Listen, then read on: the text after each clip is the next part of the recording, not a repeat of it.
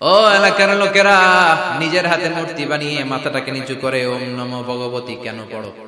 কেন কেন? ক্বালু ওয়াজাদনা আবানা লাহা আবিদিন। দেখেন কনভারসেশন কি এক পক্ষের হয়? কথোপকথন করতে হলে কয় পক্ষ লাগে? উনি বললেন এই মূর্তিগুলোর সামনে তোরা মাথা নত করে দাঁড়িয়ে থাকিস কেন? তারা বলল ওয়াজাদনা আবানা লাহা আবিদিন, আমরা আমাদের বাপ দাদাদেরকে দেখছি এরকম করতে, এজন্য আমরাও করি। সাইয়েদনা ইব্রাহিম বললেন লাকাদ কুনতুম আনতুম ওয়া আবাউকুম ফি দালালিম মুবিন। তোরাও শেষ, তোর বাপ দাদারাও শেষ, তোদের বাপ দাদারাও গোল্লায়, তোরাও গোল্লায়। চিল্লাই কোন ঠিক কিনা? কি কনভারসেশন! এরপরে বাৎসরিক পূজা অনুষ্ঠানের দিন আসলো। কিছুদিন আগে একটা হয়েছে না সরস্বতী, এটা বোধহয় হিন্দু ভাইদের বিদ্যার দেবী। এরা এক একজনের কাছে এক একটা জিনিস নিয়ে যাওয়া লাগে। আমরা সব জিনিস চাই একজনের কাছে, তিনি কে? এটা কঠিন না সহজ? বিদ্যার জন্য ওই মন্দিরে, সৌন্দর্যের জন্য এই মন্দিরে, খাদ্যের জন্য দুর্গার কাছে, ঝামেলা না? আমরা সব কিছুর জন্য একজনের কাছে যাই, তিনি কে? বাৎসরিক পূজা অনুষ্ঠানে সবাই ইব্রাহিমরে ধরছে, ইব্রাহিম চল আমরা পূজা দিতে যাব। সাইয়েদনা ইব্রাহিম ফানাযারা নাযরাতান ফিন নুজুম, তাকালেন আকাশে আর বললেন ইন্নী সাকিম, আমি যেতে পারবো না, আমি অসুস্থ। আমি কি আসলে সুস্থ ছিলেন? তো অসুস্থ বললেন কেন? কারণ অসুস্থতা দুই ধরনের, চিল্লায় বলেন, একটা শারীরিক আর একটা। সাইয়েদনা ইব্রাহিম মানসিকভাবে প্রচন্ড বিপর্যস্ত ছিলেন, অসুস্থ ছিলেন। এর কারণ গোটা উম্মত মূর্তির পূজা করে, এই দৃশ্য দেখে কোন নবী মানসিকভাবে সুস্থ থাকতে পারে? উনি বললেন আমি অসুস্থ, তোমরা যাও। সবাই বলল ঠিক আছে আমরা যাই। ইব্রাহিম তুই আমাদের ঘরের মূর্তিগুলারে পাহারা দে। মূর্তি পাহারাদার একজন ভালো লোক পাওয়া গেছে, মূর্তি পাহারা দেওয়ার জন্য ভালো একজন পাহারাদার পাওয়া গেছে। নাম কথা বুঝতে কষ্ট হচ্ছে মনে হয়। মূর্তি পাহারা দেওয়ার জন্য কারে পাওয়া গেছে? সাইয়েদনা ইব্রাহিম কয় ঠিক আছে আজকে পাহারা দিমু, জন্মের পাহারা, যা তোরা দিতাছি, পাহারা দিতেছি যা। এইবার সাইয়েদনা ইব্রাহিম মূর্তির ঘরে ঢুকলেন। দেখেন কি সুন্দর কথোপকথন আল্লাহ তুলে ধরলেন। আল্লাহু আকবার। মূর্তির ঘরে, দেবীর ঘরে ঢুকে উনি ঘুরে ঘুরে তাকায়, দেখে একটা এমনি হাত আর একটা ব্যাগ, 14-15টা হাত নিয়ে তাকায় আছে। উনি সবগুলোর সামনে এভাবে তাকায় আছে, দেখে এক একটা চেহারা, একটা হাতি গণেশ স্টাইলের, আর একটা এরকম, আর একটা নারী, আর একটা বাঘের, আর একটা তলোয়ার নিয়ে আইতাছি কোপায় ফেলায়, আছে না নাই? সবগুলোর সামনে যায়, যে দেখে আর অবাক হয় কত ধরনের খোদার কাছে এরা কত কিছু চায়। আর যে দেখে প্রত্যেকটার সামনে ডেজার্টস আইটেম, মিষ্টান্ন, এক একটার সামনে রসমালাই, এক একটার সামনে কালো জাম, লাল জাম, রসগোল্লা, চামচাম, দুধ মালাই, মালাই চপ, আছে না নাই? জিব্বায় পানি চলে আসছে না কেন? তো সাইয়েদনা ইব্রাহিম অবাক, কি রে এত মূর্তি, এত ডিজাইন, এত ভাবে এরা অঙ্গভঙ্গি করে আছে, এত খাবার দেয়া, খায় না কেন? সাইয়েদনা ইব্রাহিম ভাবলেন মনে হয় নাগাল পাই না, আমি একটু তুল্লা ধরি। উনি রসমালাইয়ের বাটিটা নিয়ে যেটা হা করে আছে ওইটার সামনে যায়, কয় খা। কি কয়? বানাই কইতেছি মনে হয়। ফারাগা ইলা আলিহাতিম, মূর্তিগুলোর কাছে গেলেন। ফাকালা আলা তাকুলুন, খাবি না? ওই খাবি না ডারে আমি কিছু খা, কোরআন থেকে বলছে, ঠিক কি না? উনি ভাবলেন ওরা হয়তো খেতে পারে না, নাগাল পাচ্ছে না, কিংবা আমারে দেখে লজ্জা পাচ্ছে। নিজ থেকে রসমালাইয়ের বাটি তুলে ধরলেন, উনি বললেন খা, আর ওগুলা কয় হা হা করে রয়েছে, নরেও না সরে। উনি মুখের সামনে তুলে ধরে বললেন আলা তাকুলুন, খা। সবগুলার সামনে গেলেন, খা খা, কেউ খায় না, ওগুলো হা করে আছে। সাইয়েদনা ইব্রাহিম বললেন খা, কেউ কথা কয় না। উনি বললেন খাবি না কেন? তাইলে কথা ক। এই যে কষ্ট করে উড়াইলি, মুখের সামনে দিলাম, খাবি না কেন? কথা বল। আলা তাকুলু, খাবি না কেন? কথা বল। মা লাকুম লা তাতাকাল্লামুন, খাবি না কেন? মা লাকুম লা তানতিকুন, হয় খা নয় কথা ক। বলতেই লাগলেন খা খা, প্রত্যেকটা মূর্তির সামনে গেলেন, খা, ওগুলো করে আছে হা, কোনো কথা কয় না। কয় কেন খাবি না? তাহলে কথা ক। খায়ও না, কথাও কয় না। আপনার ছেলে বায়না ধরছে আব্বা চানাচুর খাবো। কি খাবি? চানাচুর কিনে দিলেন, এই নে চানাচুর। এখন চানাচুর খায় না। কিরে বাপ খাবি না কেন? কথাও কয় না, খায়ও না, কথাও কয় না। এখন বাকি আছে কোনটা? কথা কর। ফারাগা আলাইহিম দারবাম বিল ইয়ামিন, ডান হাতে কোপানো শুরু করলেন। ইচ্ছা মতো ঘুষি কিল মারতে মারতে মূর্তিগুলার সাইজ। ফারাগ আলাইহিম দরবাম বিল ইয়ামিন, এক একটা নবীর হাতে জান্নাতি শক্তি দিয়েছে কে? খা নাইলে কথা ক, খায় না, কথাও কয় না, বাকি আছে মাইর মারতে শুরু করলেন। মারতে মারতে সব শেষ, তারপরে খুঁজে পেলেন একটা কুড়াল। কি পাইলেন? কুড়াল দিয়ে মারতে আরো সুবিধা, খালি এটারে এভাবে মারে ওইভাবে মারে, মারতে মারতে যতগুলো মূর্তি ছিল সবগুলো মেরে বড় মূর্তিটার গায়ে মারতে যাবে, in the meantime stop, না এটারে মারো না। ফাজআলাহুম জুদাদান, সবগুলোর টুকরা টুকরা, ইল্লা কাবীর আল্লাহুম, বড়টা ছাড়া ওইটারে রেখে দিলেন। আর বুদ্ধি করে কুড়ালটারে বড়টার কাঁধে ঝুলাইয়া দিলে, বড় মূর্তিটার কাঁধের মধ্যে ঝুলাইয়া দিলেন। ঘটনাটা সুন্দর হয়েছে না? এখন কেমন যেন মনে হয় এটা কুপাইয়া দাঁড়া রয়েছে বাপের বেটার মতো। বড় পূজার শেষ, পূজার দিনক্ষণ শেষ। বিকেল বেলা পূজা মণ্ডপ থেকে সব এসে দেখে সর্বনাশ। পাহারাদার ইব্রাহিম কই, আনতা ফাআলতা হাযা বিআলিহাতিনা ইয়া ইব্রাহিম। ইব্রাহিম, সর্বনাশ কে কইছে? তুই কইছত নি? কই আইন বড়টাই কইছে, ওইটারে জিজ্ঞেস করো। বাল ফাআলাহু কাবীরুহুম হাযা ফাসআলুহুম ইন কানু ইয়ানতিকুন। কোরআন থেকে বলছে, আমি করি নাই। ওই দেখ কুড়ালটা কার কান্দে? বড়টার কান্দে, ওইটারে জিগা। সবাইকে খাইছে। সবাই বলে, ইব্রাহিম তুমি কি জানো না এগুলো কথা বলে না? সাইয়েদনা ইব্রাহিম বলে যে এটা কথা কয় না, ওইটার পূজা করস কেন? যেটা কথা বলে না, যেটা নিজেরাই নিজেদেরকে মায়ের থেকে বাঁচাতে পারে না, নিজেরাই নিজেদেরকে রক্ষা করতে পারে না, তোরে কিভাবে রক্ষা করবে? এগুলোর পূজা কেন করিস? ফাবুহিতাল্লাযী কাফার, কারো কোনো জবাব নাই, লা জবাব। সবাইকে, ইব্রাহিম তুই বড্ড বেড়ে গিয়েছিস, তোরে নমরুদের কাছে নেওয়া হবে, রশি দিয়ে পেঁচিয়ে নমরুদের কাছে নেওয়া হবে। নমরুদের নাম শুনছেন? শোনেন নাই বোধহয়? শোনেন নাই? পৃথিবীতে 4 জন বাদশা ছিল, যারা গোটা বিশ্বের বাদশা। গোটা বিশ্বে 2 জন কাফের, 2 জন মুমিন। মুসলমানের একজন হচ্ছে যুলকারনাইন, আরেকজন হচ্ছে সাইয়েদনা সুলাইমান। কাফেরের একজন হচ্ছে বাখতানাসার, আরেকজন হচ্ছে নমরুদ। এই নমরুদের কাছে নিয়ে যাও, রশি দিয়ে বেঁধে। এবার নমরুদের সাথে কি ডায়ালগ মারছে এটা তো আর কোরআনে নাই। কথা কও, এটাও আছে। নমরুদ বলে, ইব্রাহিম শুনলাম তুমি নাকি আমাদের খোদাগুলোরে মারছো, তুমি নাকি কোন আল্লাহর ইবাদত করো, তুমি নাকি কোন নতুন রবের তথ্য নিয়ে আমাদের বাবেল নগরীতে আগমন করেছো। আমি ছাড়া কোনো খোদা আছে বলে তো আমি শুনি নাই। এই বাবেল নগরীতে আমি ছাড়া কোন খোদা আছে আজকে নতুন শুনলাম। কে তোমার খোদা? কি তার পাওয়া? এবার ডায়ালগ মারা শুরু করলেন সাইয়েদনা ইব্রাহিম। সাইয়েদনা ইব্রাহিম বললেন, রব্বি আল্লাযী ইউহয়ী ওয়া ইউমীত, আমার রব এমন রব যিনি জীবন দেয় আবার মরণও দেয়। প্রথমটারে দিলাম মরণ, পরেরটারে দিলাম জীবন। তোমার রব যেরকম করে জীবন দেয় আর মৃত্যু দেয়, আমিও জীবন দেই, আমিও মৃত্যু দেই। চিল্লায় পড়েন নাউযুবিল্লাহ। সাইয়েদনা ইব্রাহিম বিপদে পড়ে গেলেন। তাই তো, আসলেই তো প্রথম লোকটারে মৃত্যু দিল, দেয় নাই? কথা কন, ছুরি মেরে রক্ত বের করে ওর মৃত্যু দেয় নাই? পরের লোকটারও একই ভাবে মৃত্যু দিতে যায়, সেখান থেকে বাঁচিয়ে জীবন দিল। ভেজাল আছে না নাই? এবার সাইয়েদনা ইব্রাহিম বলে, ফাইন্নাল্লাহা ইয়াতি বিশ-শামসি মিনাল মাশরিকি ফাআতি বিহা মিনাল মাগরিবি ফাবুহিতাল্লাযী কাফার। সাইয়েদনা ইব্রাহিম বললেন, বুঝলাম তুমি আমার আল্লাহর মতো জীবন দাও,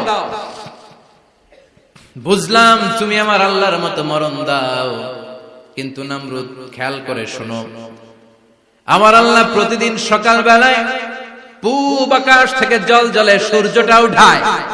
তোমার যদি এরকম কোন ক্ষমতা থাকে, তুমি আগামীকাল সকাল থেকে পূর্ব দিক থেকে সূর্য না উঠিয়ে পশ্চিম দিক থেকে সূর্যটা উঠাও। ফাবুহিতাল্লাযী কাফার। এবার ধরা গেছে, এবার জায়গার মধ্যে ধরা, একেবারে স্টপ, লা জবাব। নমরুদের মুখে কোনো জবাব নাই। এবার নমরুদের মেজাজ নরম নাকি গরম? কথা কয়। গরম মেজাজ নিয়ে কয়, হাররিকু, এটারে আগুনে জ্বালা, এটারে আগুনে ফেল। নমরুদ বুঝে নাই যে আগুনের মালিক কে। বিশাল আগুনের কুণ্ডলি পাকিয়ে সাইয়েদনা ইব্রাহিমকে আগুনের মধ্যে ফেলে দেয়া হলো। হাতের মধ্যে রশি, পায়ের মধ্যে রশি, সারা দেহের মধ্যে রশি পেঁচিয়ে আগুনের কুণ্ডলিতে ফেলে দেয়া হলো। মুহূর্তের মধ্যে আগুনের প্রজ্বলন শক্তি ওই রশিগুলোকে জ্বালিয়ে পুড়িয়ে সারখার করে দেয়, কিন্তু সাইয়েদনা ইব্রাহিমের দেহের একটা পশমও জ্বালায় না। যে রশি দিয়ে টাইট করে বাঁধছে ওনার দেহের সাথে লাগানো টাচ করা রশি, ওই রশি জ্বলে যায়, কিন্তু সাইয়েদনা ইব্রাহিমের পশম জ্বলে না। চিল্লায় পড়েন আল্লাহু আকবার।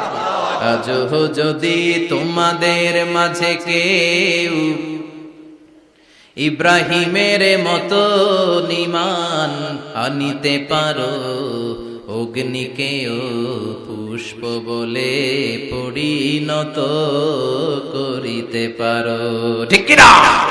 মুসার মতো ঈমান হলে রাস্তা হবে সাগর জলে, ইউসুফের মতো ঈমান হলে একে একে দরজা খোলে। সাইয়েদনা ইব্রাহিমের মতো ঈমান যদি আজ থাকে বিদ্যমান, অগ্নিকুণ্ডে দেখতে পাবে খুবসুরতে ফুলবাগান, ঠিক কি না? ওই ঈমানটা দরকার। ওই ঈমান যদি ঈমানের মতো হয়, আগুনের কুণ্ডুলকে ফুলবাগান বানিয়ে দিবে কে? সাইয়েদনা ইব্রাহিম বসে রইলেন, নমরুদ কয় আরো আগুন জ্বালা, এলাকার বড় বড় গাছগুলো তক্তাগুলো কেটে আগুনের কুণ্ডলিতে ফেল। তক্তা লাকড়িগুলো আগুনের কুণ্ডলিতে ফেলা মাত্র দাউ দাউ করে লাকড়িগুলোকে তক্তাগুলোকে আগুন জ্বালিয়ে দেয়, কিন্তু সাইয়েদনা ইব্রাহিমকে জ্বালায় না। সুবহানাল্লাহ। আগুনের মালিক কে? ওই আল্লাহ আজও আসরা নাই। তিনি আগুনকে অর্ডার করলেন, সৃষ্টির শুরু থেকে তোকে একটা ধর্ম দিয়েছি, সব জ্বালিয়ে দেয়া, পুড়িয়ে দেয়া, আজকে কয়েকদিনের জন্য তোর ধর্মটাকে আমি স্টপ করে দিলাম। চিল্লায় পড়েন আল্লাহু আকবার। কুলনা ইয়া নারু কুনি বারদান ওয়া সালামান আলা ইব্রাহিম। আল্লাহ বললেন, আগুন খবরদার, আমার ইব্রাহিমের গায়ের যেন পশম না পুড়ে যায়, কারণ ইব্রাহিমের সন্তান হবে ইসমাইল, আর ওই ইসমাইলের বংশে আমি পাঠাবো আখিরি জামানার পয়গম্বর। ইব্রাহিমের জন্য কিছু না হয়, কোন ইবারদার ঠান্ডা হয়ে যায়, কি হয়ে যায়, কিন্তু এত বেশি ঠান্ডা হবি না যাতে ইব্রাহিমের সর্দি না লেগে যায়। সুবহানাল্লাহ। আগুন বলে আপনি বললেন কোন ইবারদা ঠান্ডা হ, আবার কোন এত ঠান্ডা হবি না যাতে সর্দি না লাগে, কেমন ঠান্ডা হবো? আল্লাহ বললেন সালামান আলা ইব্রাহিম, সালাম হয়ে যা, শান্তির গুলবাগিচা হয়ে যা, এয়ার কন্ডিশন নাতিশীতোষ্ণ হয়ে যা। চিল্লায় পড়েন আল্লাহু আকবার। 40 দিন ছিলেন এই আগুনের কুণ্ডলিতে, কিচ্ছু হয় না। সুবহানাল্লাহ পড়বেন না? শেষ জীবনে উনি ওনার নাতিপুতিদের সাথে গল্পের সময় বলতেন যে আমার জীবনে সবচেয়ে আরামদায়ক সময় কাটিয়েছি আমি ইব্রাহিমের আগুনের, নমরুদের আগুনের কুণ্ডলির ভেতরে থেকে। চিল্লায় এখন সুবহানাল্লাহ। তার মানে পুরো আগুনের কুণ্ডলির এই গুলবাগিচা বানিয়ে দিয়েছে কে? ওনার জীবনের শ্রেষ্ঠ সময় নাকি এটা, সবচেয়ে আরামসে নাকি কাটিয়েছে এই আগুনের কুণ্ডলির ভেতরে। চিল্লায় পড়েন আল্লাহু আকবার। এবার আল্লাহ ডেকে বলেন, নমরুদ অনেক হয়েছে, আর না, অনেক চান্স তোমারে দিছি আমি, অনেক ছাড় দিছি, মাগার ছেড়ে দিব না। আল্লাহ কি দেয়? ছাড় দেয়, ছেড়ে দেয় না। মনে থাকবে? চিল্লায় বলেন তো আল্লাহ কি দেয়? কি দেয় না? নমরুদরে এতক্ষণ ধরে কি দিছে, কিন্তু কি আল্লাহ ছেড়ে দিবে? কথা বলেন। আল্লাহ বলে তোরে মারতে আমার কামান লাগবে না, গোলা লাগবে না, ফেরেশতা লাগবে না, তলোয়ার লাগবে না, নমরুদ তোরে মারবো আমি ল্যাংড়া মশা দিয়া। ফাআরসালাল্লাহু তাআলা বাউদা, আল বাউদাতু জুনদুম মিন জুনুদিল্লাহ। এই মশাগুলো আল্লাহর সৈনিক। কথা কর, এই মাছিগুলো আল্লাহর সৈনিক, এই সাপ আর ব্যাঙগুলো আল্লাহর সৈনিক, এই বাতাস আল্লাহর সৈনিক, এই মাটি আল্লাহর সৈনিক। মাটি যদি কাঁপাকাঁপি শুরু করে বসে থাকা যাবে? কথা কর। ভূমিকম্প হইলে সব দৌড়াদৌড়ি আছে না নাই? আগুন লাগলে দুর্ঘটনা আছে না নাই? বাতাস যদি 70 থেকে 80 কিলোমিটার বেগে ছুটে আসে, দুর্ঘটনা আছে না নাই? ফারসালাল্লাহু বাউদা, আল্লাহ একটা ল্যাংড়া মশা পাঠালেন। এই ল্যাংড়া মশা নাকের ভিতর দিয়ে ঢুকে মস্তিষ্কের মাঝখানে যে কামড়াতে শুরু করেছে। মশার কামড় খাইছেন না আপনারা? শীতকালে যখন আমরা কম্বল মোড়া দিয়ে ঘুমাই, কানের সামনে যখন পন পন শুরু করে কেমন লাগে? কি বিরক্তি লাগে না? আবার ছেড়ে ছেড়ে আবার পন পন, পন পনের আওয়াজই আমাকে সহ্য হয় না। ওই মশা নাকি দিয়ে ঢুকে এদিকে কামড়া, ওই বেটার কেমন লাগে? কথা কর। নাকের ভিতর দিয়ে মশা ঢুকে ভিতরে কুট কুট কুট কুট করে কামড় পায়। এই কামড় খাইয়া নমরুদ এবার নাচানাচি শুরু করছে। I M A disco dancer. Or dance দেখে সবাই হাসে, একেবারে I M A disco dancer. Or dance দেখে সবাই অবাক, ঘটনা কি, খোদাই লাফায় কে। এতদিন ধরে সবাই নমরুদের পূজা করতো আর বলতো নমরুদ সবচেয়ে বড় খোদা, নমরুদ সবচেয়ে। এখন খোদা কি করে? ড্যান্স দেয়, চিল্লা এখন কি দেয়? এবার নমরুদ বাঁচার জন্য মাথার মধ্যে আঘাত করে, কিন্তু মশা বের হয় না। চিল্লায় আওয়াজ করে উত্তরে বলেন, মশা ঢুকছে কার অর্ডারে? এই মশা বেরোবেও কার অর্ডারে? মাথার মধ্যে আঘাত করে ঘুষি মারে, কিল মারে, কিন্তু মশা বের হয় না। এবার আশেপাশের যারা আছে খাদেম খুদ্দাম কয়, তোরাও ঘুষি মার। খাদেম খুদ্দাম মনে মনে কয়, আজীবন অনেক মারছস, আজকে আমরা মারুম। সুযোগ পায়া কিলের উপর কিল আর ঘুষি। আজীবন অনেক কাজ করাইছস আমাদেরকে দিয়ে, অনেক জুলুম করেছিস, আজকে সুযোগ পেয়েছে মতো মাইরা লই। খাদেম খুদ্দাম ওরাও কিল ঘুষি, ঘুষাইতে ঘুষাইতে চেহারার মানচিত্র পাল্টাই দিছে, মাকার মশা বের হয়। এই মশা ঢুকছে কারা দেশে? কথা কর। এই মশাটা যদি বেরোতে হয় অর্ডার লাগবে একজনের, চিৎকার করে বলেন, তিনি কে? নিজেও মারে, বেরোয় না। খাদেম খুদ্দামরা মাথার মধ্যে কিল ঘুষি মারে, বেরোয় না। নমরুদ কয়, এবার আমারে জুতা মার। কি মার? আমরা পরি প্লাস্টিকের জুতা, পাটার জুতা, অ্যাপেক্সের জুতা, আগে পড়তো খরমের জুতা। খরমের জুতা বানাই কি দিয়া? কথা কয়। এবার কাঠের জুতা দিয়ে খাদেম খুদ্দামরা মাথার মধ্যে বাড়ি, পিটাইতে পিটাইতে মাথাটাকে ফাটিয়ে রক্তাক্ত করে জমিনের মধ্যে নমরুদরে শুইয়ে দিয়েছে। আর আল্লাহ সৈনিক সেই বাউদা মশা নাকের ভেতর থেকে শূন্যে উড়াল মেরেছে। চিল্লায় পড়েন আল্লাহু আকবার। তার মানে এত শক্তিশালী হয়েও, গোটা বিশ্বের রাজা হয়েও নমরুদের ক্ষমতা নমরুদরে বাঁচাতে পারে নাই। চিল্লায় পড়েন ঠিক কিনা? এজন্য ক্ষমতা কাউরে বাঁচাতে পারে না, দাপট কাউরে বাঁচাতে পারে না, অহংকার কাউরে বাঁচাতে পারে না, সৈন্যবাহিনী কাউরে বাঁচাতে পারে না। বাঁচাতে পারে একজন, চিৎকার করে বলতে হবে, তিনি কে? পৃথিবীতে কেউ তো স্থায়ী হয় না, হোক না সে ফেরাউন কিবা নমরুদ। কেউ ভাবে চিরদিন রয় না, কেউ ভাবে চিরকাল রয় না। পৃথিবীতে কেউ স্থায়ী হয় না, হোক না সে ফেরাউন কিবা নমরুদ। কেউ ভাবে চিরদিন রয় না। চিল্লা এখন ঠিক কিনা? সাইয়েদনা ইব্রাহিমের সবগুলো কথা কোথায় কি ডায়ালগ মারলেন, আল্লাহর কাছে এত ভালো লেগেছে, আল্লাহর কোরআনের ভেতরে তুলে দিয়েছে কে? আবার তিনি যতগুলো দোয়া জীবনে করেছেন সব কবুল করেছে কে? তিনি দোয়া করলেন, রাব্বি জাআলনি মুকিমাস সালাতি ওয়া মিন যুররিয়াতি রাব্বানা ওয়া তাকাব্বাল দুআ। হে নামাজি আমার ঘরে নামাজ পড়ো আজ, দিলে মে তোমার চরণ তলে হৃদয় যায় নামাজ। হে নামাজি আমার ঘরে নামাজ পড়ো আজ, দিলে মে তোমার চরণ তলে হৃদয় যায় নামাজ। আল্লাহু আকবার পড়েন। তিনি দোয়া করলেন, আল্লাহ রাব্বি জাআলনি মুকিমাস সালাহ, আল্লাহ আপনি আমার নামাজ কায়েমকারী বানান। কি কায়েমকারী? তার মানে নামাজ পড়লে সবাই মিলে করতে হবে, ঠিক কিনা? নামাজ কায়েমকারী বানান। আমার সন্তান ইসমাইলের নামাজ কায়েমকারী বানান। আমার দোয়াটা কবুল করেন। কবুল করে নিল কে? আবার বললেন, আল্লাহ মক্কার নিরাপদ বানান। কবুল করলো কে? আবার বললেন, ওয়াবা'আস ফীহিম রাসূলা, আল্লাহ এই শহরে একজন নবী পাঠান। কবুল করলো কে? যত দোয়া করছে সব কবুল করে নিল কে?